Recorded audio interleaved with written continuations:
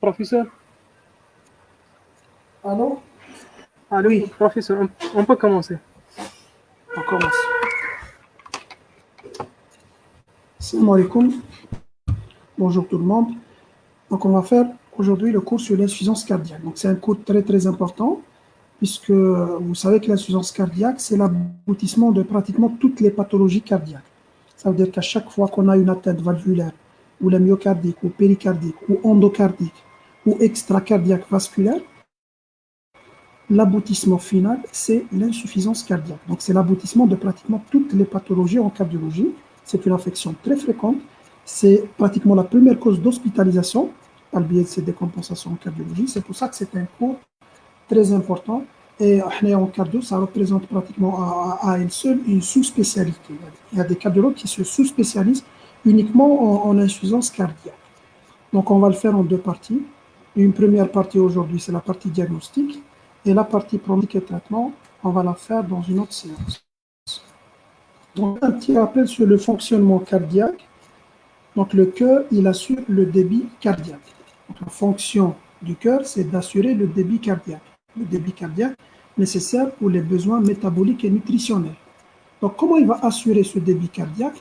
Par le biais essentiel de l'éjection. Donc, l'éjection se fait en systole. Donc, la fonction systolique du cœur, c'est l'éjection. Donc, il va pomper, que ce soit pour le ventricule gauche, il va pomper donc, le volume, appelé le volume d'éjection systolique. Une partie du volume qui est éjecté, c'est le volume d'éjection systolique qui va être éjecté dans l'aorte pour le ventricule gauche et dans l'artère pulmonaire pour le ventricule droit. Donc, c'est la fonction systolique qui est l'éjection. Mais pour permettre cette fonction systolique, pour une bonne éjection, il y a une deuxième fonction très importante, c'est la fonction diastolique. Donc, en diastole, le ventricule gauche, il se relâche. Il a une compliance, ça veut dire qu'il est compliant, il peut se relâcher, il peut se dilater un petit peu, et comme il va se dilater, il peut recevoir le son des oreillettes. L'oreillette gauche pour le VG et l'oreillette droite pour le ventricule droit. Cette relaxation est très importante, indispensable pour les ventricules, parce que sans qu'il y ait relaxation, il n'y aurait pas de remplissage au niveau des ventricules. Et sans qu'il y ait de remplissage important au niveau des ventricules, on n'aura pas une éjection suffisante en systole. Donc vous avez la fonction systolique, c'est l'éjection. La fonction diastolique, c'est la relaxation. Quand on atteint de la fonction systolique, donc le ventricule, que ce soit gauche ou droit, n'éjecte pas la quantité suffisante. Donc la fraction éjectée, ce qu'on appelle la FE, fraction éjectée, est inférieure à la norme. Donc il va rester du volume au niveau des ventricules. Ensuite, le sang, il va stagner en amont. Le ventricule, il va stagner en amont au niveau de l'oreillette gauche pour le VG et l'oreillette droite pour le VD. Ensuite, en amont de l'oreillette gauche, c'est la circulation pulmonaire pour le cœur gauche. En amont de l'oreillette droite, c'est la circulation veineuse systémique pour le ventricule droit. Donc, vous avez la congestion pulmonaire pour le cœur gauche quand il ne fonctionne pas bien. Vous avez la congestion veineuse périphérique pour le cœur droit quand il ne fonctionne pas au systole. En diastole, c'est la même chose. Si le ventricule gauche ne se relâche pas, imaginez que cette image, elle se maintient en diastole. Donc le cœur est toujours contracté, il n'est pas relâché. donc il ne peut pas recevoir le son à partir des oreillettes. Donc il y aura une stagnation au niveau des oreillettes. Et puis une stagnation toujours en amont. Congestion pulmonaire pour le cœur gauche et congestion périphérique pour le cœur droit. Donc les conséquences sont les mêmes. Que ce soit une atteinte de la fonction systolique, une atteinte de la fonction diastolique. La conséquence, c'est qu'il y aura une congestion en amont au niveau des oreillettes. Ensuite, la circulation pulmonaire pour le cœur gauche, la circulation veineuse périphérique pour le cœur droit. Ça, c'est les conséquences en amont. Et les conséquences en aval, c'est la diminution du débit en aval, débit aortique pour le cœur gauche et débit pulmonaire pour le cœur droit.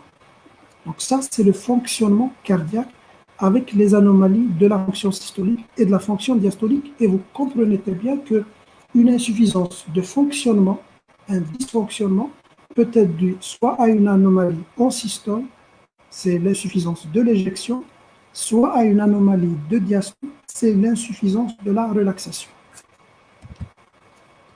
Donc la définition, c'est quoi? L'insuffisance cardiaque, c'est quand le cœur est incapable d'assurer dans des conditions normales un débit sanguin qui est nécessaire aux besoins métaboliques. Ça veut dire que c'est dans les conditions normales. Vous n'allez pas faire un effort très très important et vous allez vous sentir essoufflé, vous trouvez cette l'insuffisance cardiaque. Non, c'est quand dans des conditions normales, le cœur il est incapable d'assurer un débit qui est nécessaire aux besoins métaboliques. Donc, comment on fait le diagnostic? Selon les dernières recommandations, ça a déjà plusieurs, voire 4 ou 5 années, donc on parle d'insuffisance cardiaque selon les recommandations de la Société européenne de cardiologie, mais on suit les recommandations de l'ESC, Société européenne. Pour parler d'insuffisance cardiaque, il faut deux caractéristiques.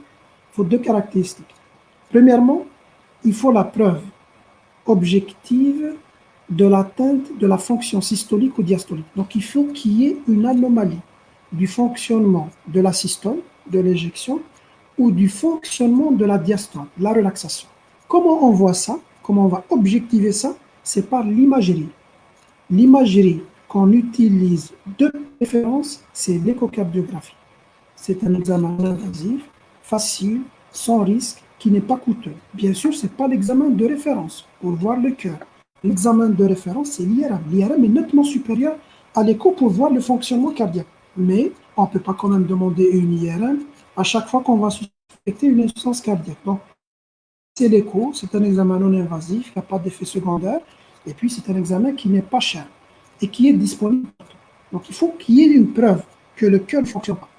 Et il faut qu'il y ait des symptômes. Ça veut dire qu'il faut que on voit que le cœur, il souffre, on voit ça, soit d'une insuffisance cardiaque gauche, ou d'une insuffisance cardiaque droite.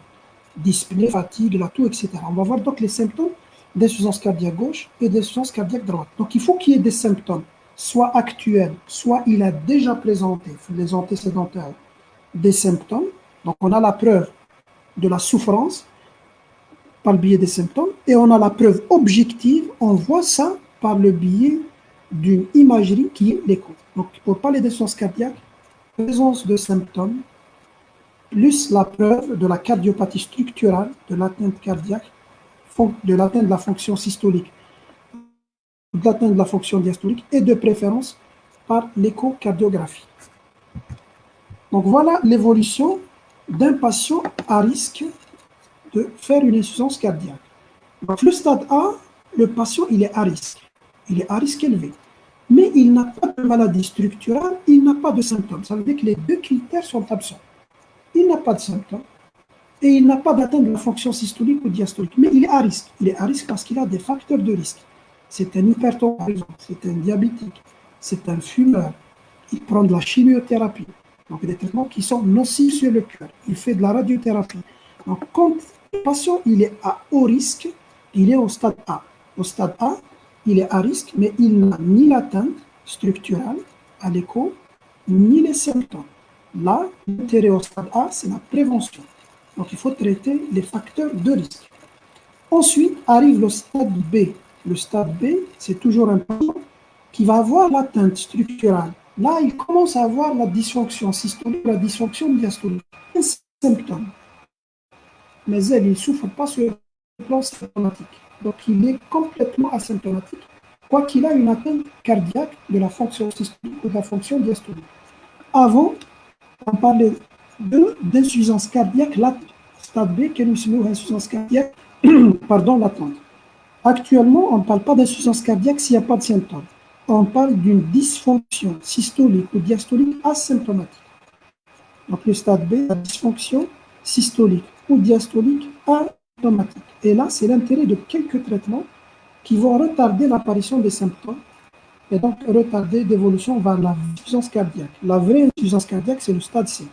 Donc il y a la maladie structurale, la dysfonction systolique ou diastolique, plus les symptômes.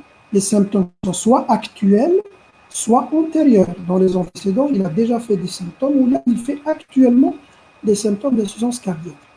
Malheureusement, une personne qui sont en insuffisance cardiaque, par le biais surtout des décompensations, vont arriver au stade D.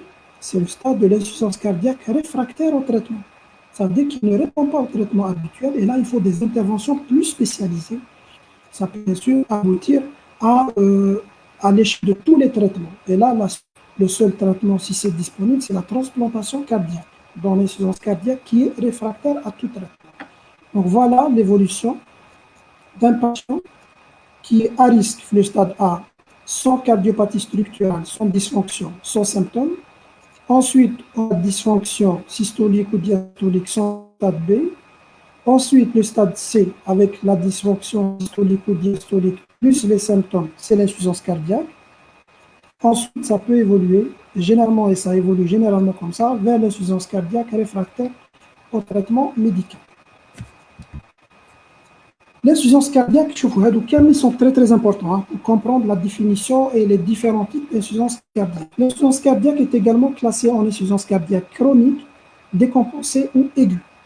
Donc une insuffisance cardiaque chronique, c'est une situation qui est stable. Donc c'est un patient, il a une insuffisance cardiaque, mais il est actuellement complètement asymptomatique. Ça veut dire actuellement, il n'a aucun symptôme. Ou bien, il a des symptômes, mais c'est des symptômes qui sont stables. Ça veut dire que, par exemple, il a une dyspnée d'effort, mais il n'y a pas eu d'effort. C'est le même symptôme depuis plusieurs mois, par exemple. Là, c'est l'insuffisance cardiaque chronique. Donc, chronique, c'est une situation stable. Il n'y a pas eu d'aggravation, il n'y a pas eu d'apparition de nouveaux signes ou de nouveaux symptômes. Quand il y a une aggravation par le biais de quoi? Soit une aggravation du symptôme, il était d'effort, ensuite il va s'aggraver, soit par l'apparition de nouveaux signes, de nouveaux symptômes, on parle d'une insuffisance cardiaque décompensée. Donc, pour parler de décompensation cardiaque, il faut que le patient présente soit de nouveaux symptômes par rapport à ce qui existe avant, soit il s'agit d'une aggravation des symptômes déjà existants. Donc, c'est une aggravation ou l'apparition des nouveaux signes, on parle ça de décompensation cardiaque. Cette décompensation, elle peut se faire très progressivement sur plusieurs semaines, comme elle peut se faire très brutalement sur quelques heures et quelques jours. Et généralement, les décompensations, on les hospitalise. Si cette décompensation est très brutale, on parle d'une insuffisance cardiaque aiguë. Aiguë, c'est une décompensation très rapide. Donc, apparition très rapide de nouveaux signes ou pic de l'état. Ça, c'est ce qu'on appelle une insuffisance cardiaque aiguë. Ensuite, on classe les insuffisances cardiaques selon gauche, droite ou globale. Quand il y a une prédominance des signes congestifs pulmonaires, notamment de la dyspnée, l'orthopnée, les râles crépitants, etc., ça, c'est une insuffisance cardiaque gauche. Donc, prédominance des signes congestifs au niveau des poumons.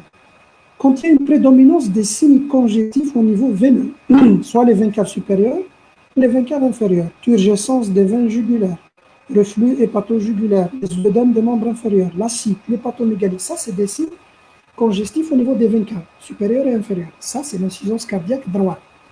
Quand on a l'association des signes gauche et des signes droits, on parle d'une insuffisance cardiaque globale. Quand est-ce qu'on va parler d'une insuffisance ventriculaire gauche ou droite? C'est quand la cause de l'insuffisance cardiaque, si la cause de l'insuffisance cardiaque, c'est le ventricule. Si la cause de l'insuffisance cardiaque, c'est le ventricule qui est atteint, on parle d'une insuffisance cardiaque gauche, insuffisance ventriculaire gauche. Mais si le ventricule est normal, alors que le patient il présente des signes congestifs, on parle d'une insuffisance cardiaque gauche sans insuffisance ventriculaire. Exemple, dans le cours d'hier, le rétrécissement mitral. Le rétrécissement mitral, on arrive au signe congestif pulmonaire, la dyspnée, l'orthopnée, etc. Donc, c'est une insuffisance cardiaque gauche, alors que le ventricule est strictement normal. Donc, c'est une insuffisance cardiaque gauche sans insuffisance ventriculaire.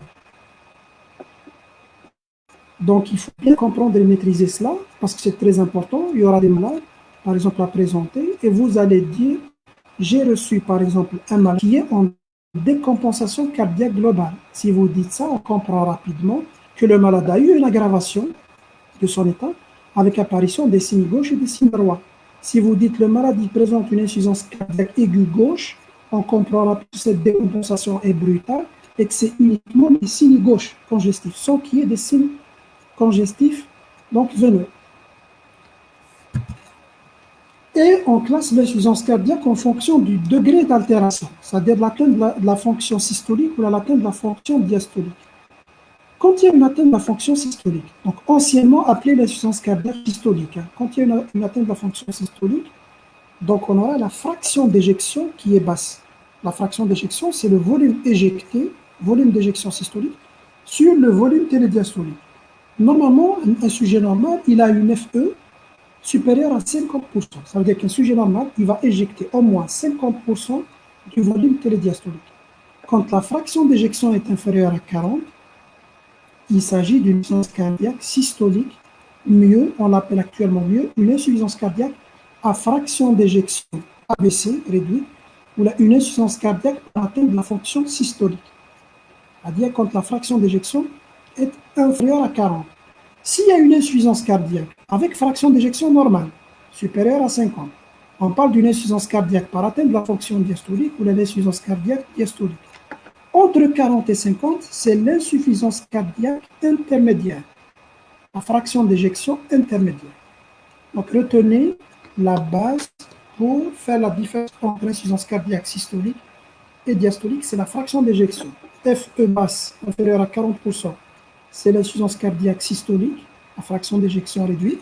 Si la FE est normale, supérieure à 50, et qu'on a le tableau d'insuffisance cardiaque, dans ce cas-là, on parle d'une insuffisance cardiaque diastolique ou la fraction d'éjection préservée. Si le malade est complètement asymptomatique, alors qu'il a de la dysfonction, on parle d'une dysfonction systolique ou la diastolique asymptomatique. Retenez que pour parler d'insuffisance cardiaque, il faut que le malade présente des symptômes, ou bien il a déjà présenté des symptômes dans ses antécédents. Ça, c'est pour la classification de l'insuffisance cardiaque. Donc, quels sont les facteurs qui déterminent le débit cardiaque? Parce que l'insuffisance cardiaque, c'est la diminution du débit. Donc, c'est le volume d'éjection, le débit cardiaque, c'est le volume d'éjection fois la fréquence cardiaque, aux alentours de 5 plus ou moins 1 litre. Donc, il y a de larges variations. On peut indexer le débit à la surface corporelle, et là, ça ne varie pas beaucoup, c'est 3,3 plus ou moins 0,3 litres par minute. Donc, qu'est-ce qui peut varier le débit cardiaque? C'est le volume d'éjection systolique et la fréquence cardiaque. Donc, le volume d'éjection systolique, il va dépendre de quoi? Il va dépendre de la précharge, de la post-charge et de la contractilité ou l'inotropisme. La fréquence cardiaque, le deuxième paramètre, elle est sous la dépendance du système nerveux autonome, c'est-à-dire le système nerveux sympathique, il accélère le cœur. Et le système nerveux parasympathique, il va diminuer la fréquence cardiaque. Donc, le volume d'éjection systolique, il dépend de la précharge. La précharge, c'est la charge imposée au ventricule. Donc, c'est le volume télédiastolique. La précharge, c'est le volume qu'on va charger au niveau du ventricule juste avant sa contraction. Ça, c'est la précharge. Selon la loi de Frank-Starling, plus le volume est important, plus la dilatation est importante, et plus la force contractile est importante, mais jusqu'à une certaine limite. C'est ce qu'on appelle la limite de la loi de Frank-Starling. Au-delà de cette limite, s'il y a un volume très important, on aura une surcharge importante et on aura au contraire une diminution de la force contractile. Donc, il faut savoir que si on augmente la précharge, le volume, au niveau télédiastolique, on augmente le débit cardiaque, le volume éjecté, jusqu'à une certaine limite. Ensuite, on aura l'effet inverse. La post-charge, c'est quoi? Post-charge, c'est la charge qu'on va imposer au ventricule. C'est les résistances. C'est toutes les résistances à l'éjection. Les résistances aortiques pour le VG et les résistances pulmonaires pour le VD. Donc, plus il y a les résistances, plus le débit va diminuer. Donc, plus il y a une augmentation de la post-charge, plus il y a une diminution du volume d'éjection systolique. Et enfin, on a l'inotropisme. L'inotropisme, c'est la contractilité, c'est la capacité intrinsèque. C'est la capacité, c'est-à-dire c'est la force du ventricule à se contracter. Cette force, elle est modulée également par le système nerveux sympathique et parasympathique. Donc, je résume. Le volume d'éjection systolique est dépendant de 3 paramètres, précharge, post-charge, inotropisme.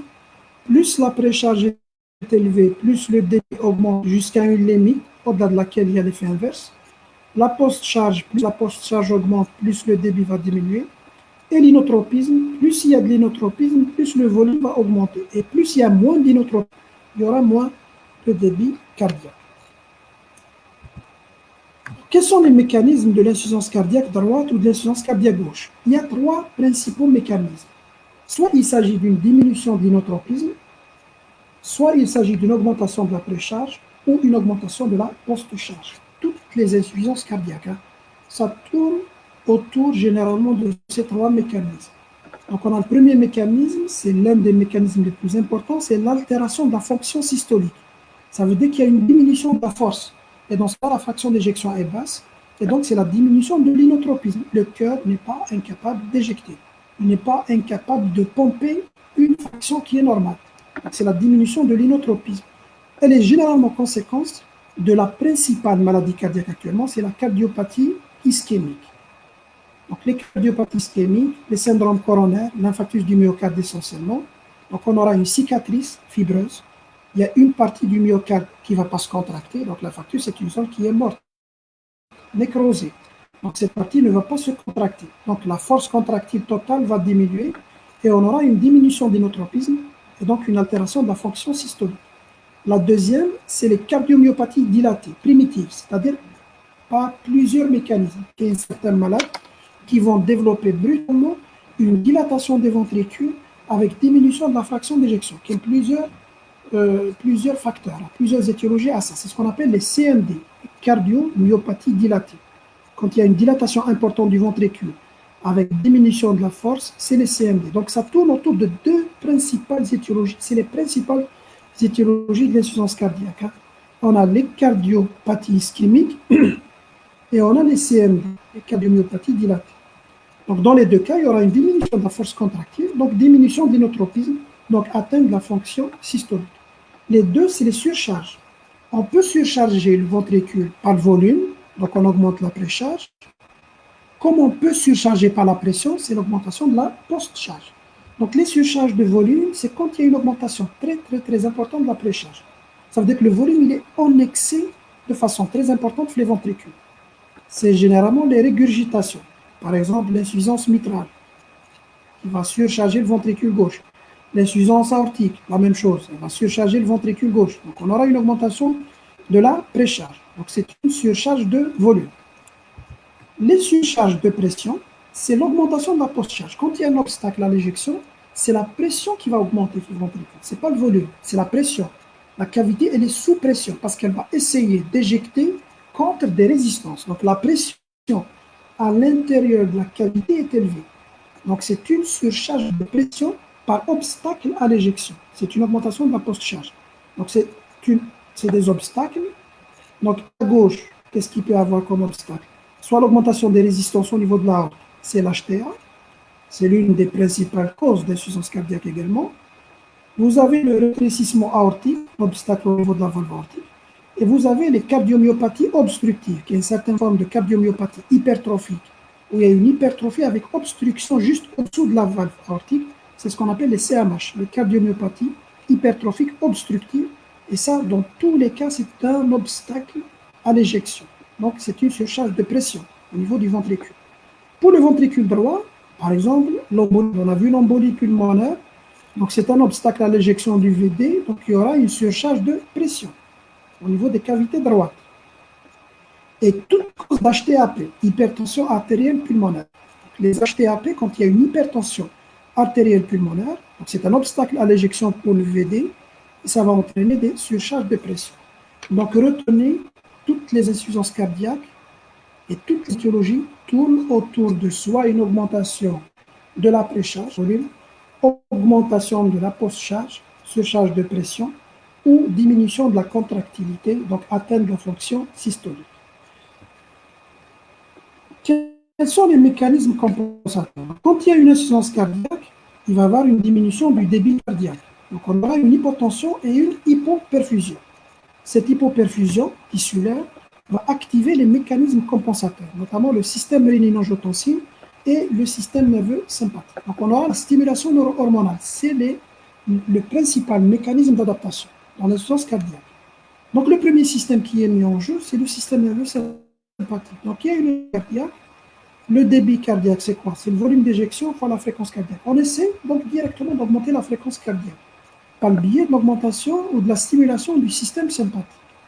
Donc, on a une action chronotrope positive, accélération de la fréquence cardiaque, ce qui explique que pratiquement tous les patients en insuffisance cardiaque, s'ils ne sont pas traités, le tachycarde ou la fréquence un peu élevée, et on aura une action inotrope positive. Donc, les catécholamines vont également augmenter la contractilité. En plus de ça, on aura un autre effet bénéfique, c'est la vasoconstriction périphérique, au dépend de la peau et du rein. Ça veut dire qu'on va privilégier le cœur et le cerveau. On va privilégier les organes les plus nobles, le myocarde et le cerveau, et on va diminuer la perfusion au niveau de la peau et au niveau du rein, parce que le rein, il va perdre le liquide, c'est la diurèse. Ce qui explique que les patients en insuffisance cardiaque, ils auront une diminution de la diurèse, parce que le rein, il est sous-perfusé. Et ils ont une peau qui est froide, parce qu'il y aura une diminution de la vascularisation au niveau de la peau. Donc une peau qui est froide et une peau qui est pâle. Donc pâleur et froideur, c'est dû à la diminution de la vascularisation au niveau de la peau et au niveau du rein. Donc on aura une diminution de la diurèse et le sang, il est en quelque sorte dévié vers les organes nobles. On va privilégier le cerveau et le cœur. Ça, c'est le système nerveux sympathique. Le système rénine-angiotensine-aldostérone. Donc, à chaque fois qu'il y a une diminution du débit cardiaque, donc le rein, il va détecter une hypoperfusion. Lui, il va directement stimuler le système rénine-angiotensine-aldostérone. Chaque hypoperfusion, ou bien une stimulation du système nerveux sympathique, on a vu le système nerveux sympathique, il va directement juxtaglomérulaire pour synthétiser la rénine. Et on aura un état d'hyperaldostéronisme secondaire. Il est secondaire à l'hypoperfusion. Donc la rénine va transformer l'angiotensinogène en angiotensine 1. Ensuite, l'enzyme de conversion va transformer l'angiotensin 1 en angiotensine 2. L'angiotensin 2, c'est une hormone vasoconstrictrice, la même action. Vasoconstriction au dépend de la peau et des reins. Et on va donc dévier vers le cœur et le cerveau.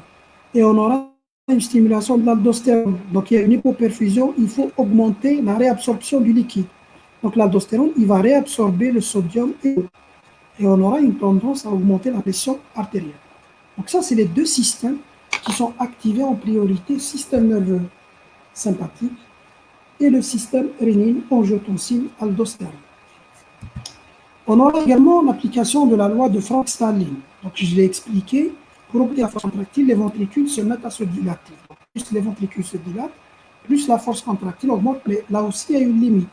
À partir de certaines limites, la loi de Frank-Starling est dépassée et on aura au contraire l'effet inverse. On aura une diminution de la force contractile.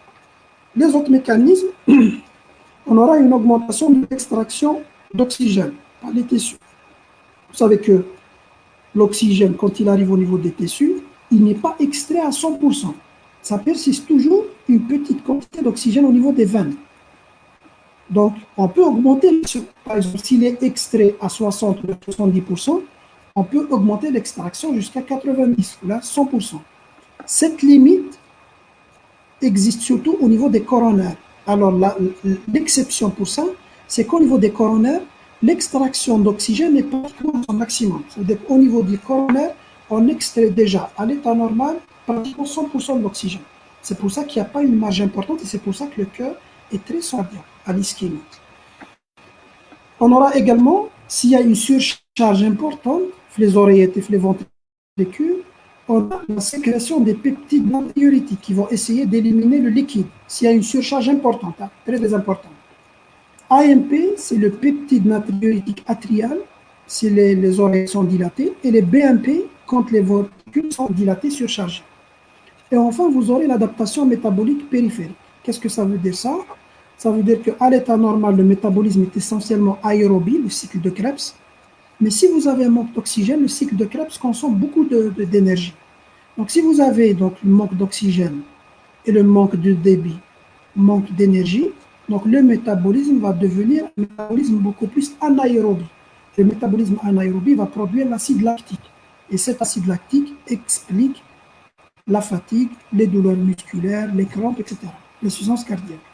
Donc, c'est l'adaptation métabolique. Tenez les deux principaux mécanismes d'adaptation, le système nerveux sympathique et le système rénine, angiotensine, aldostérone.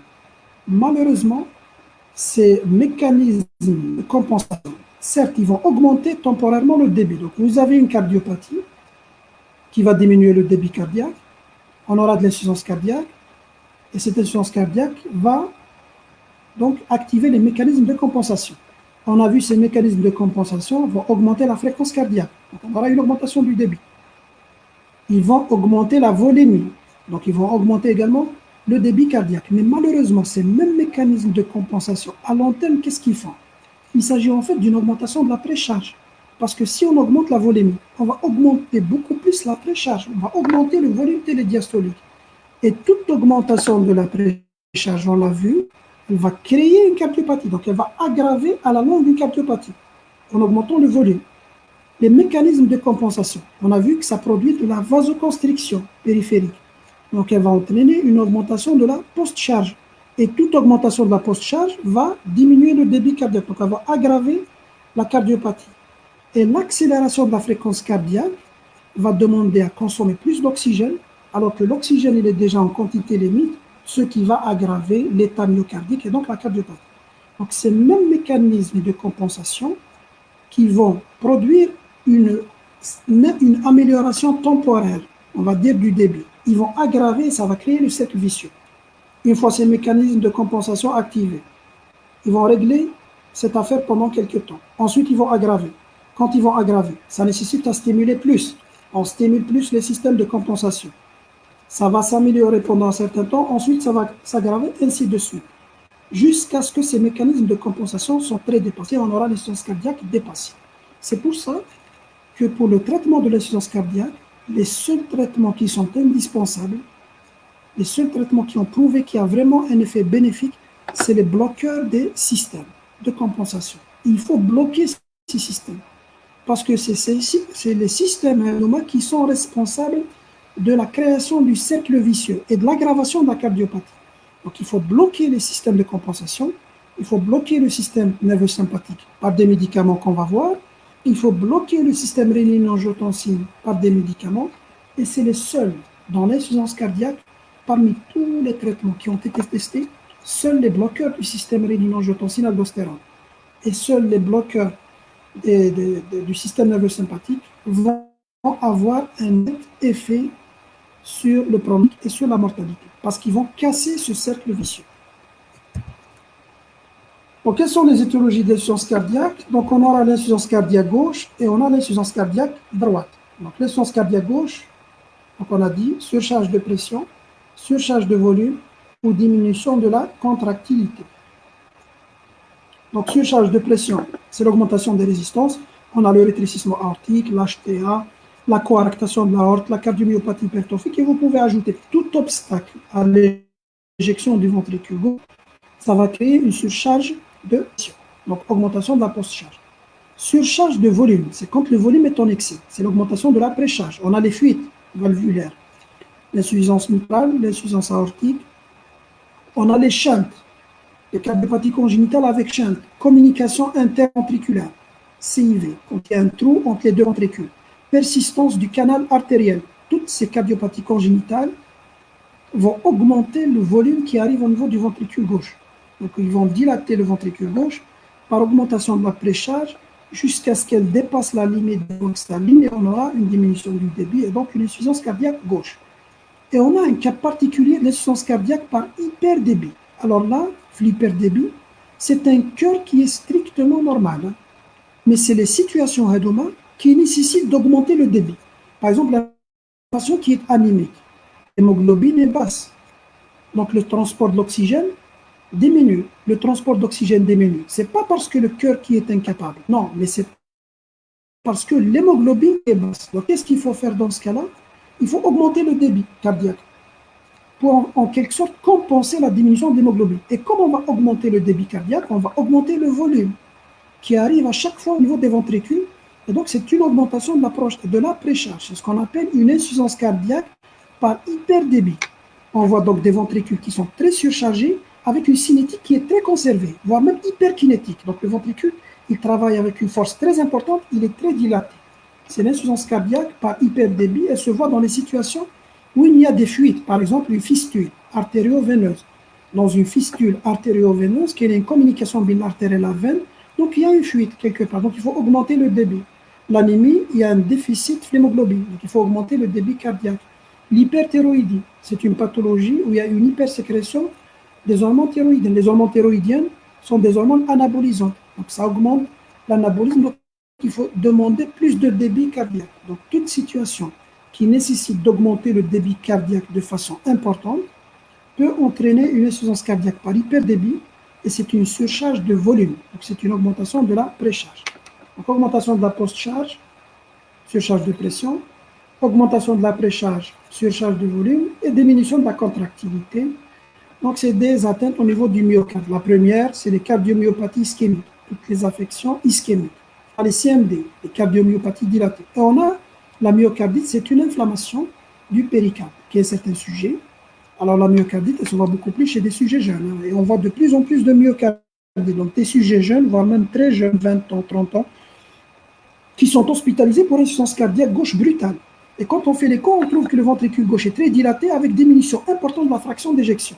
Quand on fait l'interrogatoire, généralement, c'est des patients qui ont fait déjà des affections virales.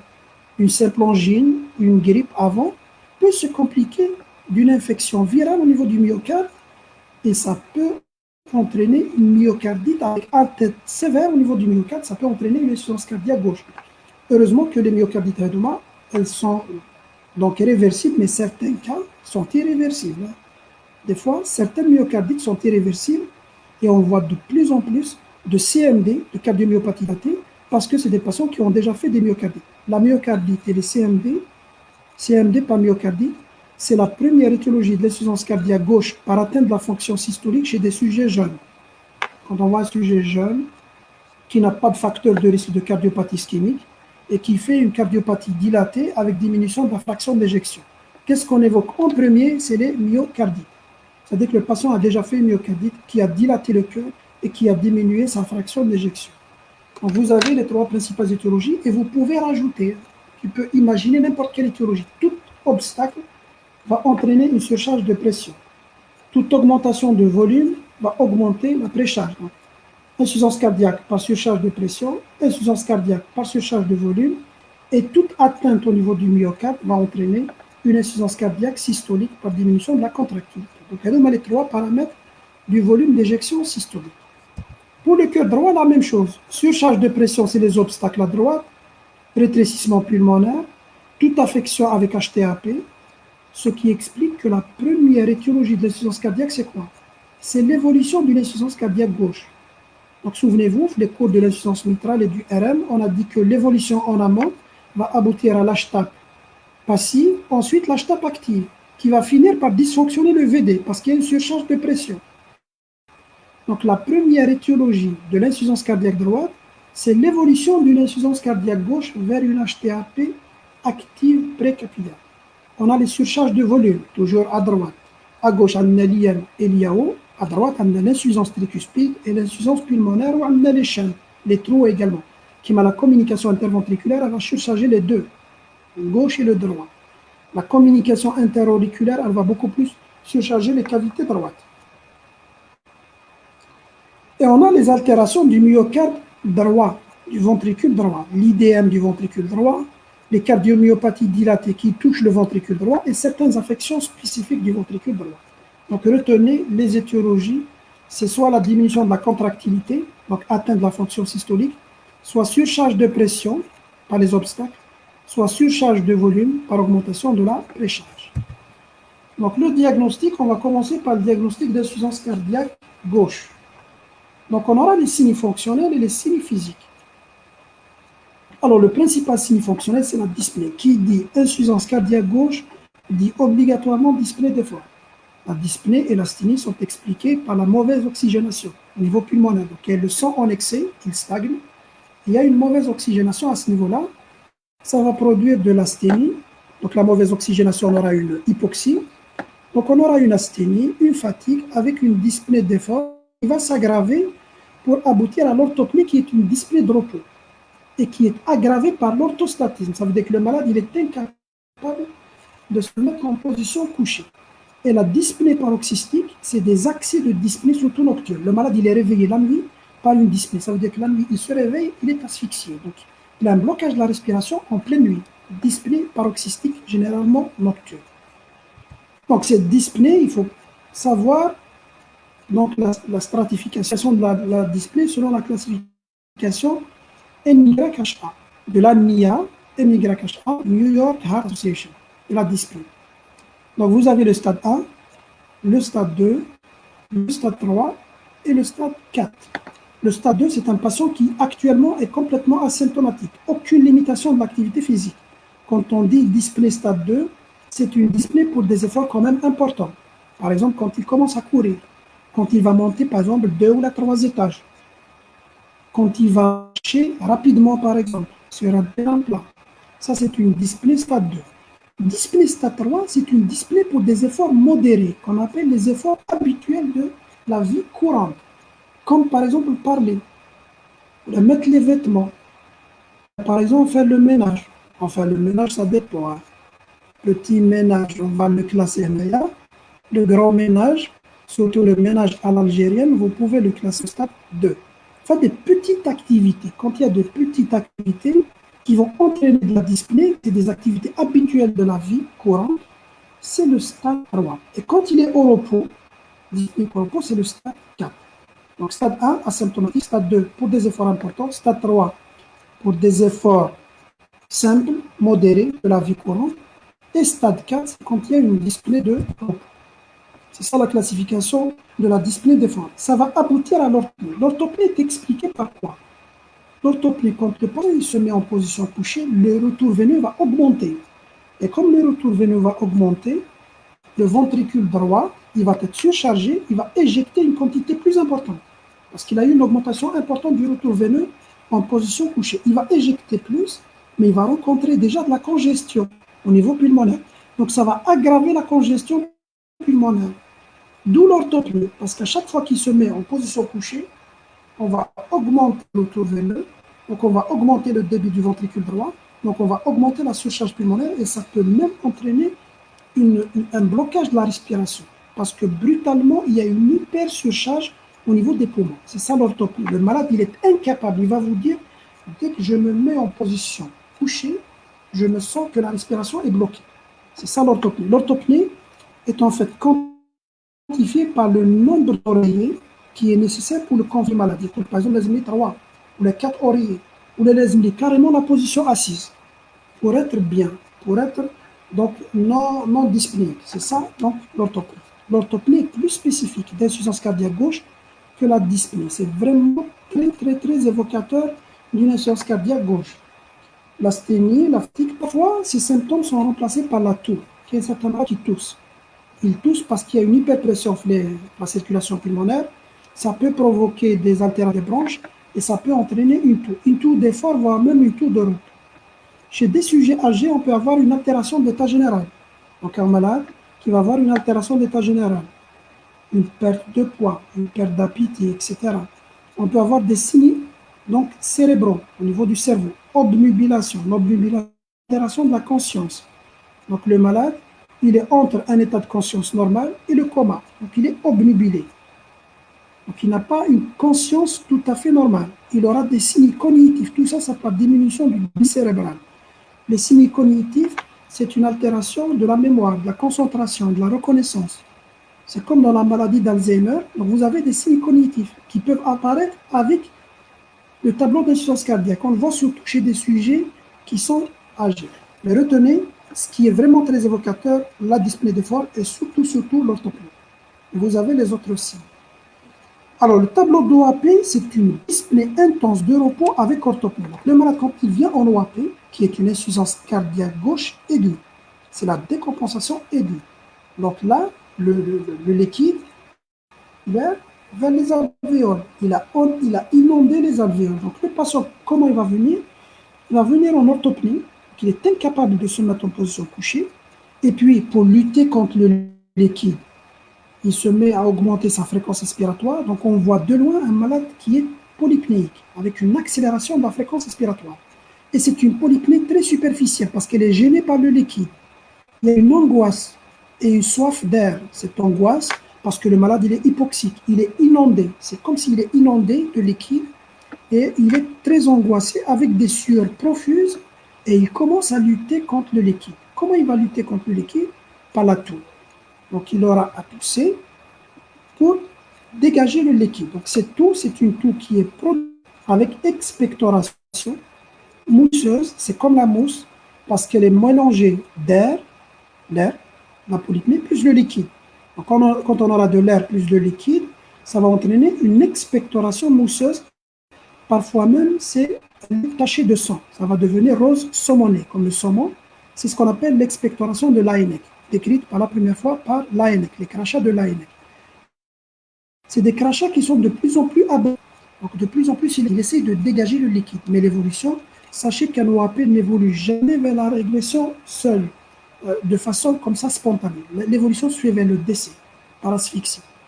En absence de traitement, le malade il va évoluer inéluctablement vers le décès, par asphyxie.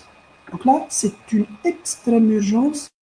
C'est la vraie urgence. C'est l'une des vraies urgences cardiaques. Et c'est l'une des urgences où il en a un traitement très efficace. Donc, le liquide par les diurétiques, par voie intraveineuse, pour augmenter la diurèse. Et on va mettre un dérivé nitré pour diminuer le retour veineux. Donc, c'est un traitement qui est très efficace et ça donne très rapidement un très bon résultat. Mais si on laisse le malade comme ça, ça va évoluer rapidement vers le décès par asphyxie. On aura des tableaux de sub-OAP, c'est-à-dire c'est un tableau intermédiaire. تحت l'OAP شوية et plus que la dyspnée des phases stables. Donc c'est un patient qui fait quelques accès de dyspnée nocturne. Il se lève la nuit, il est dyspnéique au repos, puis il fait quelques accès de toux, il tousse, et il arrive quand même à expectorer la quantité de liquide. Puis il est amélioré, son état est amélioré. Ça, c'est ce qu'on appelle des sub-OAP. Donc c'est un malade qui vient, il va vous dire que fréquemment, la nuit, je me lève parce que je me sens étouffé et je tousse, et généralement, il y a une amélioration de mon état. Donc ça, c'est le tableau de sub-OAP. Donc, le tableau de sub-OAP peut donc, disparaître à lui seul, donc sans traitement, peut disparaître spontanément sans traitement. Donc, vous avez le tableau d'OAP, la vraie urgence, sub-OAP un peu moins. Vous avez le tableau d'asthme cardiaque qui est de plus en plus fréquent. Donc, le tableau d'asthme cardiaque, c'est quoi? C'est une dyspnée expiratoire. C'est comme de l'asthme. C'est comme de l'asthme. Hein. C'est un patient, il vient, il a une dyspnée expiratoire avec des sibilants, il siffle. Et on fait à tort le diagnostic d'asthme. Généralement, on voit des sujets âgés. Quand vous voyez un sujet âgé, il vient, il va vous dire que je suis traité pour asthme depuis quelques mois, ou quelques années, directement évoquer l'asthme cardiaque. On ne devient pas asthmatique à l'âge de 60 ou à 70 ans. Donc, quand il y a un asthme, une dyspnée expiratoire avec des sibilants et c'est sifflant chez des sujets âgés au-delà de 60-70 ans, évoquer l'asthme cardiaque. Ceci est expliqué par quoi? La présence de liquide dans les alvéoles ou là dans le système interstitiel, chez certains sujets, il y a une hypersensibilité, ils vont avoir une bronchoconstriction. Donc les branches vont avoir une bronchoconstriction et ça va donner exactement qui met des crises d'asthme. Donc le patient, il vient comme une crise d'asthme. Il est dyspnéique avec sifflement, avec des râles sibilants, etc.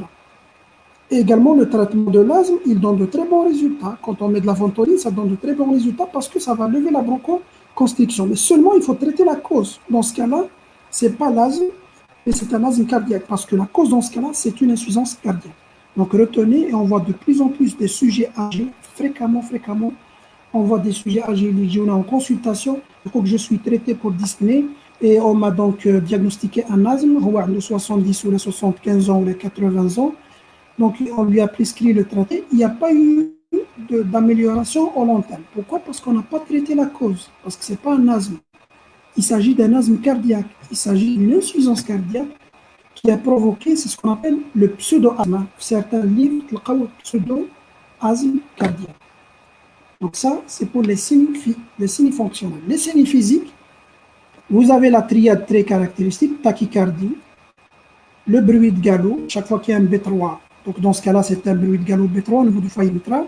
Le ventricule gauche, quand il est dilaté, va entraîner une insuffisance mitrale fonctionnelle, donc on aura le souffle d'insuffisance mitrale fonctionnelle. Vous avez tachycardie, bruit de galop et souffle fonctionnel au niveau du foyer mitral. Vous avez le ventricule gauche dilaté, donc le choc de pointe dévient en bas et à gauche. Vous avez le pouls, toujours la palpation. Le pouls est faible, ça veut dire qu'il y a une diminution très importante de la pression systolique.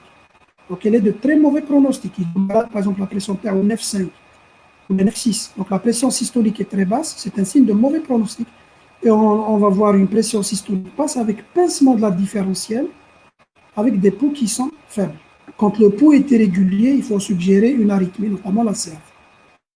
Alors, l'auscultation pulmonaire, on va chercher le signe également très caractéristique d'œdème, c'est les râles crépitants.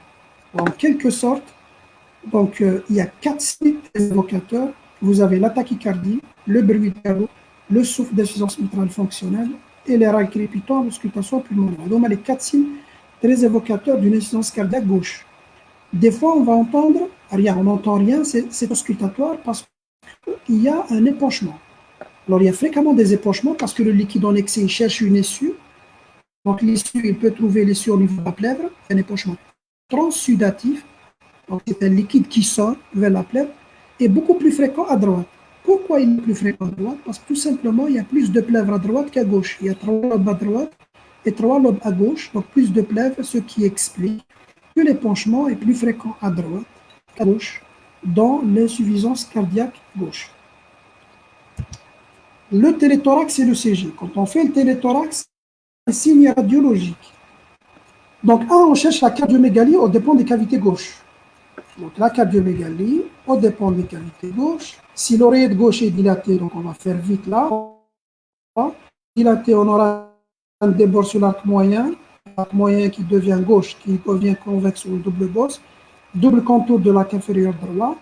Si le VG est dilaté, on va gauche allongé avec une pointe plongeante sous le diaphragme. On va chercher la dilatation des cavités gauches. Puis on va chercher les signes de surcharge pulmonaire. Ça veut dire qu'il y a une congestion pulmonaire. Alors, le premier signe, c'est quoi? C'est la redistribution vasculaire vers les sommets. Vous savez qu'à l'état normal, les vaisseaux se dirigent vers le bas, que les bases sont mieux perfusées que les sommets. Et les sommets sont mieux ventilés. Donc, il y a plus de ventilation, plus d'air au niveau des sommets liquides, parce qu'il y a une gravité vers le bas. Donc, il y a plus de liquide vers les bases et plus d'air vers les sommets. Donc, et quand les artères se dirigent comme ça vers le haut, on aura une redistribution. C'est le premier signe d'insuffisance cardiaque. Expliquez pourquoi. Parce qu'il y a un manque d'oxygène. Il y a une insuffisance cardiaque, il y a une hypoxie. Donc l'oxygène, le sang, il cherche là où il y a l'oxygène en excès. Et là où il y a l'oxygène en quantité importante, il y a une redistribution apicale vers la vascularisation. On va voir des vaisseaux qui se dirigent vers le haut, au lieu de se diriger un peu vers le haut. C'est ce qu'on appelle la redistribution vasculaire vers les sommets. Ensuite, le deuxième signe, toujours il y a le liquide dans l'intestin. Donc on aura de l'œdème et l'alvéole. L'œdème interstitiel, soit une scissurite. Donc, il se localise en une scissure. La scissurite, voilà comment on voit la scissurite. C'est cette ligne. C'est d'ailleurs la seule scissure qu'on voit sur le téléthorax de face. Donc ça, c'est la scissurite. Ça veut dire qu'il y a un épanchement. Dès qu'on voit une scissurite, il faut directement évoquer un œdème interstitiel et une insuffisance cardiaque gauche. Pour l'œdème interstitiel, on voit une B de Kerley, les images réticulonodulaires. C'est quoi donc les lignes? Ça veut dire qu'on voit au niveau des bases, elles sont appelées lignes B.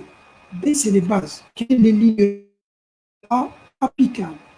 Là, on a des lignes B au niveau des bases. C'est des images réticulonodulaires, c'est des lignes. Quand on voit ça, un aspect d'œdème interstitiel, le liquide, il est entre le capillaire et l'alvéole. Donc ça, c'est les signes d'œdème interstitiel. quand il y a un œdème alvéolaire, quand le liquide arrive au niveau des alvéoles, alors là, l'OAP, c'est une image très caractéristique. Ça, c'est pas des lignes, c'est des flocons, comme des flocons de neige. Des plages blanches, denses, image en aile de papillon. En aile de papillon. C'est une image très typique de l'OAP. Donc ça, c'est des images floconneuses, hilaires et périhilaires de part et d'autre en aile de papillon. Ça, donc, c'est l'image d'un OAP, d'un œdème alvéolaire. Donc, je répète, les signes radiologiques, on voit qu'il y a une dilatation des cavités gauches, l'oreillette gauche et le ventricule gauche. On a vu comment on voit ça. Ensuite, les signes d'hypervascularisation. D'abord, redistribution vasculaire vers le sommet. Ensuite, les signes d'œdème interstitiel, 3 signes, scissurique, ligne B de Kerley, image réticulonodulaire au niveau des bases. Et enfin, si l'œdème est arrivé au niveau des alvéoles, on aura de l'œdème alvéolaire avec une image en aile de papillon. Bien sûr, il faut chercher les épanchements pleuraux, comme il y a une épanchement pleural qui est beaucoup plus fréquent à droite qu'à gauche. Le CG, qu'est-ce qu'il peut révéler? Tachycardie, très fréquemment une tachycardie simulaire. On cherche les signes d'une hypertrophie ventriculaire gauche, plus ou moins hypertrophie, parce qu'il y a une atteinte des cavités gauches, donc on aura une augmentation de la masse. Et souvenez-vous, donc quand on parle d'hypertrophie à l'ECG, ça ne veut pas dire que c'est la paroi qui est hypertrophiée. Non, on parle d'une hypertrophie auriculaire ou ventriculaire, c'est quand la masse totale de la cavité a augmenté. Le nombre total a augmenté de cellules. Il a augmenté par quoi? Soit par dilatation, la masse a augmenté par dilatation de la cavité, ou bien par hypertrophie au niveau de la paroi. Dans les deux cas, ça va entraîner une HVG ou bien une HAG au niveau de l'oreillette. Donc, les signes d'HVG, c'est l'augmentation des indices. Quand on voit l'indice de Sokolov, il dépasse 35, ou bien l'indice de Cornell, 20 chez la femme, 28 chez l'homme, c'est vraiment un signe d'HVG. Ensuite, l'HVG par surcharge diastolique, c'est une surcharge de volume, et l'HVG par surcharge de pression, c'est une surcharge systolique. Surcharge systolique, par exemple, dans le RAO. Le RAO, c'est une surcharge de pression, c'est en systole. Donc, comment on voit la surcharge systolique? Une disparition de l'onde Q avec une onde T négative. Le contraire pour l'HVG par surcharge diastolique, c'est une surcharge de volume. Donc là, il y a une onde Q qui est profonde avec une onde T positive. Onde Q profonde, T positive, surcharge diastolique. Onde Q qui disparaît, qui diminue avec T négative, c'est une surcharge systolique. Bien sûr, dans les deux cas, il faut avoir l'augmentation des indices. On va chercher également les troubles du rythme, mais on va chercher un BBG, un bloc de branche. Si la cavité gauche est très dilatée, ça peut bloquer la branche gauche. Alors le BBG est très fréquent. Il est très fréquent dans l'insuffisance cardiaque gauche, notamment si le VG est très dilaté. Il est très évocateur d'aller trouver un BBG directement. On évoque est-ce que le malade il fait d'insuffisance cardiaque gauche ou non. On doit remettre les signes, l'HAG, l'HVG cardie, les troubles du rythme, bon, plaie gauche. Et surtout un BBG, un bloc de branche gauche. Donc, comme HAG, comme l'HAG, c'est la durée, elle est responsable du vecteur horizontal, c'est l'augmentation de la durée. L'HAD, c'est le vecteur vertical, c'est l'amplitude. Donc, toute augmentation d'amplitude au-delà de 2,5, ça évoque l'hypertrophie auriculaire droite. Toute augmentation de la durée qui dépasse 0,12, c'est une hypertrophie auriculaire gauche. S'il y a une augmentation des deux, c'est une hypertrophie bi-auriculaire. Voilà comment on voit les critères supplémentaires. Le critère principal HAG, c'est l'augmentation de la durée supérieure à 0,12. On a un aspect bifide, c'est comme ça, bifide, en deux bosses, surtout visible en D1, D2. Et en V1, on a une négativité, parce qu'en V1, vous avez la petite positivité et la négativité. La positivité, c'est l'activation de l'oreillette droite. Et la négativité, c'est l'activation de l'oreillette gauche. Donc, on a une négativité très lente. Ça veut dire que c'est la négativité qui prédomine sur la positivité. Qui m'a sur l'image, vous voyez que c'est la négativité plus importante que la positivité avec une durée totale supérieure à 0,12. Alors, on a les signes d'hypertrophie auriculaire gauche sur la durée supérieure à 0,12, aspect bifide en D1, D2 et négativité très lente, prédominante, surtout visible en V1. Et si vous calculez sur l'axe lente P, tu vas trouver un axe qui est dévié à gauche, parce que c'est une hypertrophie auriculaire gauche. Alors, l'échocardiographie dans l'insuffisance cardiaque gauche, donc elle est très importante parce que c'est elle qui va faire en quelque sorte le diagnostic. Donc, on revient à la définition. Dans la définition, il faut des symptômes. plus la preuve d'une atteinte de la fonction systolique, la fraction d'éjection, ou de la fonction diastolique, de préférence par l'écho. Donc c'est l'écho qui, en quelque sorte, fait le diagnostic. Il faut voir l'atteinte de la fonction systolique ou l'atteinte de la fonction diastolique, pour faire vraiment avec les symptômes, pour dire que le malade il fait de l'insuffisance cardiaque. On peut rechercher également une insuffisance mitrale fonctionnelle par dilatation de l'anneau. On va apprécier le retentissement sur l'hypertrophie et la dilatation des cavités et le retentissement sur les cavités droites. Donc, je vous ai dit que la première étiologie de l'insuffisance cardiaque droite, c'est l'évolution de l'insuffisance cardiaque gauche. Donc, il faut que cette insuffisance cardiaque gauche a retenti déjà sur les cavités droites. Quand est-ce qu'on fait le cathétérisme? C'est quand on évoque une étiologie ischémique. Cardiaque à fraction d'éjection basse, malade endo des facteurs de risque. On va évoquer l'étiologie ischémique, c'est un hypertendu diabétique, tabagique par exemple. Il fait de l'insuffisance cardiaque, on a la fraction d'éjection, elle est basse. Dans ce cas-là, on va évoquer en priorité la coronaropathie. Et dans ce cas-là, il faut faire la coronarographie à la recherche de lésions. Recherche de lésions. Comment on fait le diagnostic d'insuffisance ventriculaire droite? Alors, l'IVD, c'est surtout, il y a une surcharge au niveau de la circulation veineuse, veine cave supérieure et inférieure, et on les voit sous forme de points de côté à droite, qui met les points de côté qui apparaissent quand on fait un exercice physique intense, alors que nous, on n'est pas entraîné. C'est les points de côté, surtout à droite, c'est ce qu'on appelle les hépatalgies, parce qu'il y a une surcharge importante au niveau du foie. Plus ou moins display. Pourquoi j'écris plus ou moins display? Parce que la principale étiologie d'IVD, c'est l'insuffisance cardiaque gauche. Et s'il y a une insuffisance cardiaque gauche qui a évolué vers l'insuffisance cardiaque droite, on aura donc une dyspnée qui est associée. Les signes physiques, là, c'est très facile. On a de la congestion, les veines caves supérieures et les veines caves inférieures. Donc, qu'est-ce qu'on aura? On aura le reflux hépato-jugulaire, la turgescence des veines jugulaires. On aura un foie qui augmente de taille, l'hépatomégalie, très sensible d'ailleurs à la palpation. Dès qu'on touche les malades, il y a une douleur importante à la palpation. Et vous avez la surcharge, l'acide, vous avez les œdèmes de membre inférieur. Tout ça, c'est des signes de surcharge au niveau des veines caves supérieures et inférieures. Qu'est-ce qu'on va chercher avec l'examen cardiaque? On va chercher un éclat de B2 au foyer pulmonaire, c'est signe une HTAP. Le souffle systolique d'insuffisance tricuspide, si le VD est dilaté. Donc là, on a fait également le cours de la sémiologie, qui augmente en inspiration, c'est le signe de Rivero-Carvalho. Donc quand le VD est dilaté, il va dilater l'anneau tricuspide, il va donner une insuffisance tricuspide fonctionnelle, et tous les souffles droits augmentent en inspiration profonde, signe de Rivero-Carvalho. Donc, souffle systolique qui augmente en inspiration au niveau du foyer tricuspide. Voilà comment on cherche le signe de Harzer. On introduit le pouce et on demande au patient de faire une inspiration profonde. Si on va palper une masse qui touche le pouce, c'est le signe de Harzer positif. Voilà les œdèmes. Donc, c'est des œdèmes qui prennent le godet, des œdèmes d'origine cardiaque.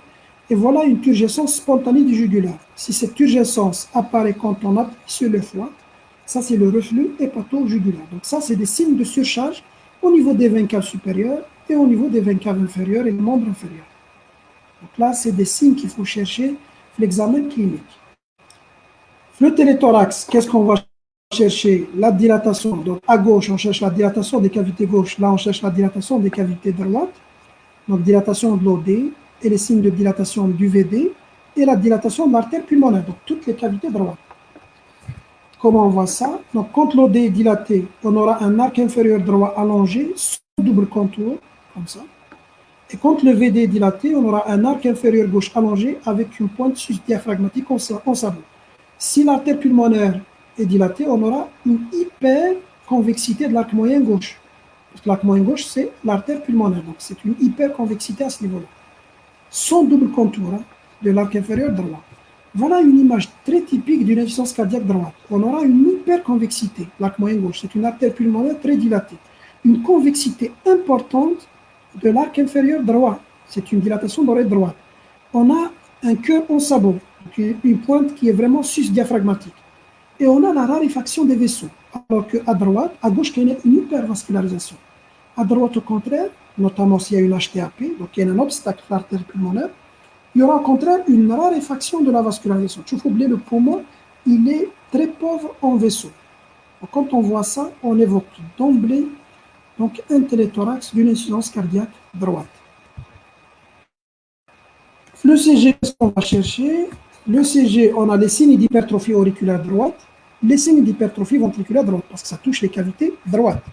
Donc, les signes d'hypertrophie auriculaire droite, c'est l'augmentation de l'amplitude qui dépasse 2,5. Vous voyez, il y a une ampé ample, elle dépasse 2,5 mm sans augmentation de la durée. Et en V1, vous voyez une positivité exclusive. Donc, je vous ai dit en V1, la positivité correspond à l'OD, la négativité correspond à l'OG. Donc, s'il y a une hypertrophie auriculaire droite, c'est la positivité qui va prédominer. Donc, soit un aspect positif exclusif, ou bien diphasique avec prédominance de positivité. Dans tous les cas, le critère principal, c'est l'amplitude, supérieure à 2,5 mm. Quels sont les signes d'hypertrophie ventriculaire droite? Alors qu'à l'état normal, à droite, il y a une petite onde R, grande onde S. Il y a une négativité à droite. Et à gauche, il y a une grande onde R. Il y a une positivité à gauche. Pourquoi? Parce que le VG est plus développé que le VD. Donc, le VG est plus développé. Donc là, on voit des positifs, grande onde R, et là, on voit des négatifs, grande onde S.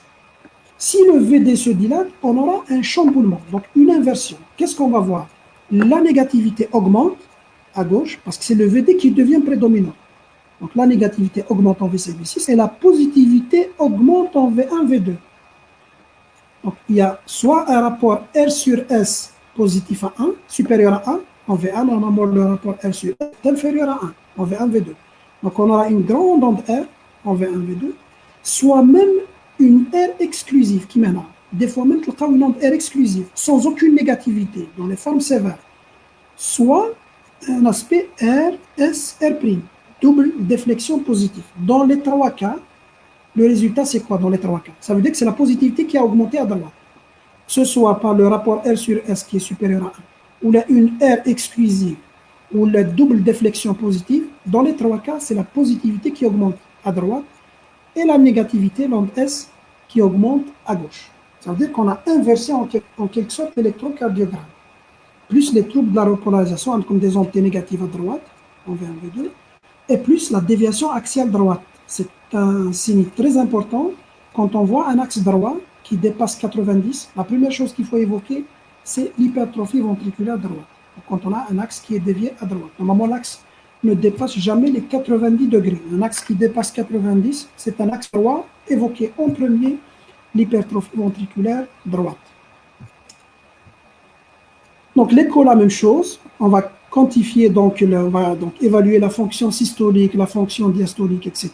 Parce qu'il faut la preuve, il faut la preuve d'une atteinte de la fonction systolique et de la fonction diastolique. Et on va quantifier les pressions pulmonaires. Alors comment on fait le diagnostic d'insuffisance cardiaque globale? L'insuffisance cardiaque globale, c'est l'évolution ultime d'une IVG. Donc généralement, une insuffisance, vous rectifiez ça, c'est une ICG, une insuffisance cardiaque gauche. L'évolution ultime d'une insuffisance cardiaque gauche se fait vers l'HTAP active. Ensuite, l'insuffisance cardiaque droite est donc un tableau d'insuffisance cardiaque globale. Donc généralement, c'est une évolution ultime d'une insuffisance cardiaque gauche qui va évoluer vers l'insuffisance cardiaque globale. Qu'est-ce qu'on va trouver? On va trouver les signes d'une insuffisance cardiaque gauche et d'une insuffisance cardiaque droite. Le malade, par exemple, il vient, il est dyspnéique, il est orthopnéique, il a des râles crépitants. En même temps, il a des signes d'œdème, hépatomégalie, turgescence, etc. Dans ce cas-là, on parle d'un tableau d'insuffisance cardiaque globale. Ensuite, c'est en fonction du temps. Insuffisance cardiaque globale stable, s'il n'y a pas eu d'aggravation. Décompensation cardiaque globale, s'il y a eu aggravation. Ou insuffisance cardiaque globale aiguë, s'il y a apparition aiguë des signes. Donc, on arrive et on termine par l'algorithme de diagnostic de l'insuffisance cardiaque. Donc, comment on fait le diagnostic de l'insuffisance cardiaque en pratique? Vous savez que les dernières recommandations, il y a les dosages des peptides natriurétiques, notamment le BMP et les interpro-BMP, qui sont d'un apport considérable dans le diagnostic. Ils ont une excellente valeur prédictive négative. Qu'est-ce que ça veut dire? Ça veut dire que si les peptides natriurétiques, le malade il vient, il présente des symptômes, si les peptides sont négatifs, il n'y a pas d'élévation des peptides natriurétiques au-delà de 35 pour les BMP et de 125 pour le NT-BRO-BMP, l'insuffisance cardiaque est éliminée. Ailleurs, dans les pays développés, par exemple en France, on a fait les urgences, ils travaillent beaucoup avec ça. maladie vient pour dyspnée, pour orthopnée, pour ça, directement, il demande les BNP. Si les BNP sont négatifs, on élimine d'emblée une insuffisance cardiaque. Si les BNP sont positifs, là, il faut faire l'écho. En fait, l'intérêt des BNP, c'est pour la valeur prédictive négative. C'est comme les dédimères. S'ils sont négatifs, ça élimine le diagnostic. S'ils sont positifs, il faut faire, bien sûr, l'échocardiographie. Donc, voilà l'algorithme très simplifié, comment on diagnostique d'une insuffisance cardiaque en dehors des situations d'urgence. Le maladie vient avec des symptômes, ou là, il consulte pour n'importe quel signe. Qu'est-ce qu'on va chercher? Donc, on va chercher ses antécédents, les symptômes, on va l'examiner et on va faire un ECG. Donc, les antécédents, on va chercher les facteurs de risque, les causes cardiaques, notamment la maladie coronaire, l'hypertension, un traitement cardiotoxique, par exemple, un patient qui est sous chimiothérapie anticancéreuse ou la radiothérapie, l'hépatie familiale. Ça veut dire qu'il a un facteur de risque qui le prédispose réellement à l'insuffisance cardiaque. Et puis, on va chercher les symptômes, notamment l'orthopnée. Je dis l'orthopnée parce que c'est le plus typique. C'est vraiment le signe, le symptôme le plus évocateur de l'insuffisance cardiaque gauche. Vous avez la dyspnée. Vous avez la dyspnée paroxystique nocturne. Vous avez, par exemple, les hépatalgies à droite. Donc, ça, c'est les symptômes. Ensuite, on va examiner le patient. On va chercher les signes gauche et les signes droit. Gauche, c'est beaucoup plus les crépitants, les bruits de galop. À droite, on va chercher les gestions, le reflux, les œdèmes, etc. Puis on fait le CG à la recherche de quoi? D'une surcharge. Surcharge auriculaire, HAG, HAD, ou la surcharge valvulaire, HVG ou HVD. Donc on va chercher une anomalie, notamment les hypertrophies. S'il n'y a que le malade, il n'a aucun antécédent, aucun facteur réellement qui le prédispose à l'insuffisance cardiaque. Et s'il n'y a aucun symptôme très évocateur, par exemple douleur thoracique, ce n'est pas un symptôme très évocateur d'une insuffisance cardiaque, et que l'examen est strictement normal, il n'y a ni signe gauche, ni signe droit, et que le CG est strictement normal, il n'y a aucun critère, ni à l'interrogatoire, ni à l'examen clinique, ni à l'ECG, l'insuffisance cardiaque est peu probable. Dans ce cas-là, on ne fait même pas l'écho pour confirmer l'état cardiaque. Mais s'il y a la présence d'au moins un critère, ça veut dire qu'il a au moins un antécédent, ou bien il a un symptôme évocateur, ou bien il a un signe physique, l'examen clinique, ou bien il a une anomalie. S'il y a un, là on a le choix. Si on a les BNP, il vaut mieux passer par les BNP. Si les BNP sont négatifs, on élimine le diagnostic. Si les BNP sont positifs, on fait l'écho cardiaque.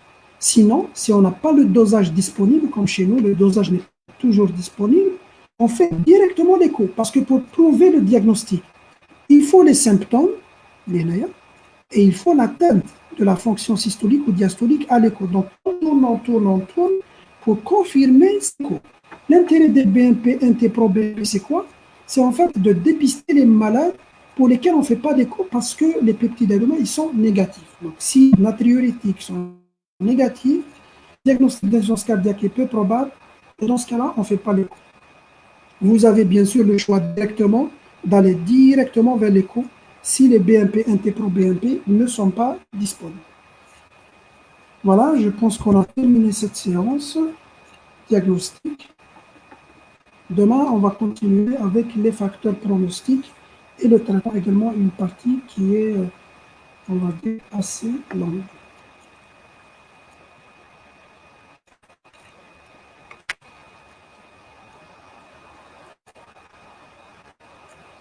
Ah, Allô, professeur? le son, il se coupe. Oui, un peu, mais normal, Allô. faites la séance bien. Oui, Ah, قلت لك لا سيونس فاتت بيان ما تكوباش بزاف. vous avez entendu, il n'y a pas eu de problème. Oui, très bien. Oui, très Non, bien. non, ça s'est coupé légèrement, Bark. Donc, s'il y a des questions, c'est le son. Bon, le son, c'est pas comment. J'espère que c'est réglé pour le son. Docteur, comment l'augmentation de la entraîne une diminution du débit, l'IM, conséquence de la pression. Parce que je vous ai dit, on revient toujours à l'insuffisance cardiaque. On revient à l'insuffisance cardiaque.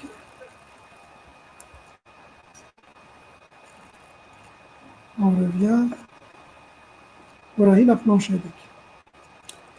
Donc, la loi de Frank-Starling, c'est quoi? C'est à chaque fois qu'il y a une augmentation de la précharge, donc il y a une dilatation du ventricule et normalement une augmentation. C'est comme un élastique. Hein. Le ventricule, c'est comme un élastique. Les fibres, c'est comme un élastique. Si tu les tires, on va donc le laisser au raccourcissement, il va se raccourcir rapidement. Plus on les tire, plus il se raccourcit rapidement. Mais jusqu'à une certaine limite, si le ventricule est très étiré, donc augmentation de la précharge, qu'est-ce qui se passe?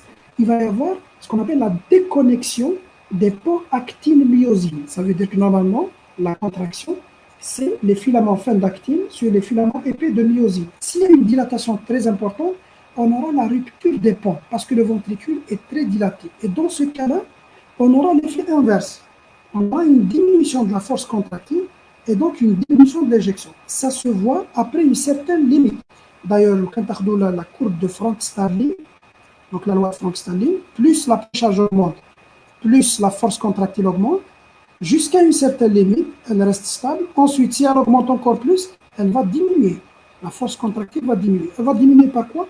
Par la dilatation importante du ventricule, donc une dilatation importante des fibres musculaires et la déconnexion des filaments fins d'actine sur les filaments épais de myosine. Allô? Oui, professeur.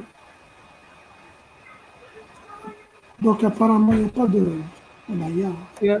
Est-ce que toute diminution de la FEVG est forcément une insuffisance cardiaque? On peut avoir une FE diminuée sans insuffisance comme le cas d'NIDR. Voilà.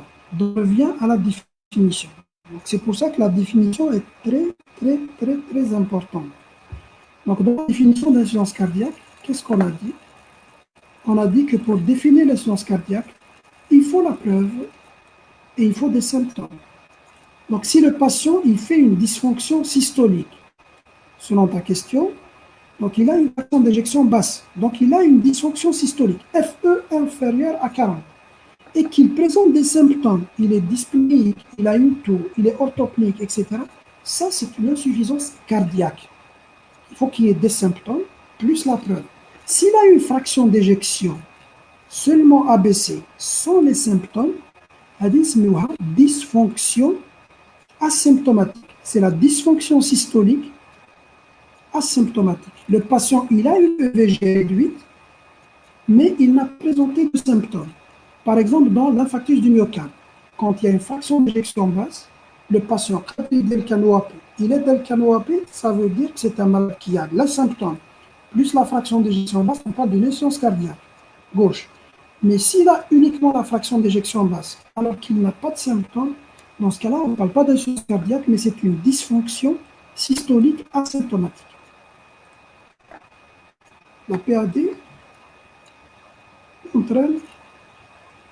Donc, la PAD augmente. La PAD n'a rien à voir. Donc, la PAD n'a rien à voir avec la physiopathologie des sciences cardiaques. Donc, le volume d'éjection, il dépend de la précharge, c'est le volume. La post-charge, c'est les résistances et la capacité à se contracter. Donc, la pression diastolique n'a rien à voir. Seulement l'insuffisance cardiaque, notamment l'insuffisance cardiaque systolique, hein, quand il y a une diminution de la fraction d'éjection. Qu'est-ce qui se passe? Donc, c'est l'éjection qui est atteinte. Dans ce cas-là, on aura une diminution de la pression systolique. Parce que la pression systolique, elle dépend de l'éjection. Par contre, la pression diastolique, elle dépend de l'artère, de la compliance de l'artère. Elle reste stable. Dans ce cas-là, c'est pour ça qu'on a un pincement de la différentielle. Parce que la pression systolique a diminué, la pression diastolique est plus ou moins stable, et on aura donc un pincement de la différentielle. Est-ce que l'AOMI est également lié à la mise?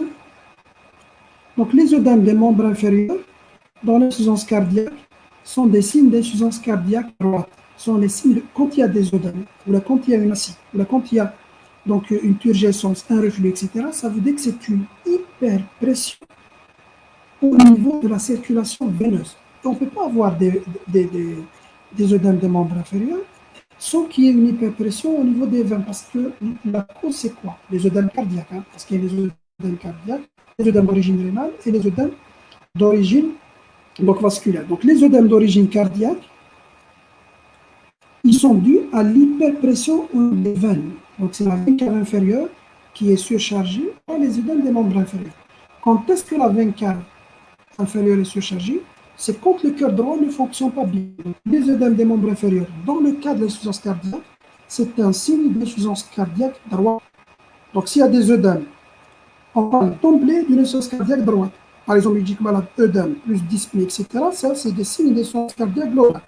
On ne retrouve pas les signes d'insuffisance cardiaque gauche, les signes d'insuffisance cardiaque gauche, les œdèmes des membres inférieurs. Parce que la congestion, c'est au niveau pulmonaire. Le cœur gauche, il ne fonctionne pas bien. Il ne fonctionne pas bien. Donc, où le sang, il va stagner. Il va stagner les veines, ensuite les poumons. Donc ça, c'est des signes de congestion pulmonaire. L'OAP, sub-OAP, la dyspnée, etc. Alors que si c'est le cœur droit qui ne fonctionne pas bien, dans ce cas-là, on aura de la congestion au niveau des veines et c'est les œdèmes des membres inférieurs. Je n'ai pas compris les signes électriques. Majoration A, R, représente le vecteur septal.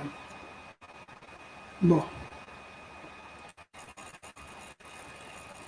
On revient.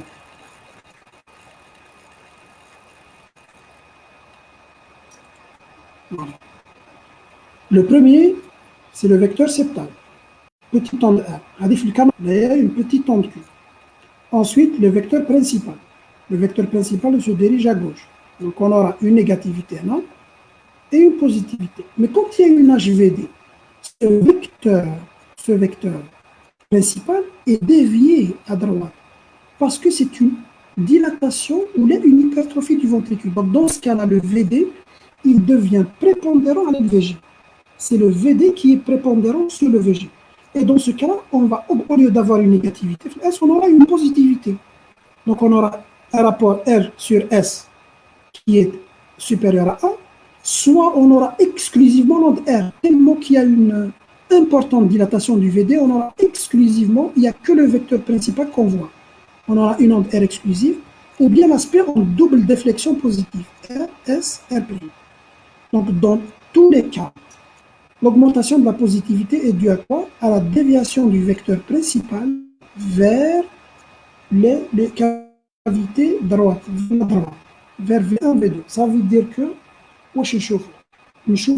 ce qu'on voyait habituellement en V5, V6, on va le voir en V1, V2, et ce qu'on voit habituellement en V1, V2, on va le voir en V5, V6. On dit classiquement que l'HVD va bouleverser, elle va inverser l'aspect électrique normal. C'est dû essentiellement à l'inversion du vecteur principal. D'accord, donc je pense que j'ai répondu aux questions. J'espère que ça a été clair, que ça n'a pas été long. J'espère également que le son était quand même plus ou moins de bonne qualité. Vous m'entendez? Alors, Oui, très bien. On vous entend très bien. donc, on va faire la deuxième partie, Inch'Allah, on va dire après demain. Jeudi. D'accord? Ça serait plutôt pour jeudi. Le jeudi, Inch'Allah. Hey, jeudi, voilà. Inch'Allah. Inch'Allah. Voilà, Merci, bonne professeur. soirée, D'accord, Bonsoir, merci les beaucoup. professeurs. Bonne soirée. bon courage, Au merci. revoir. Merci. Au revoir.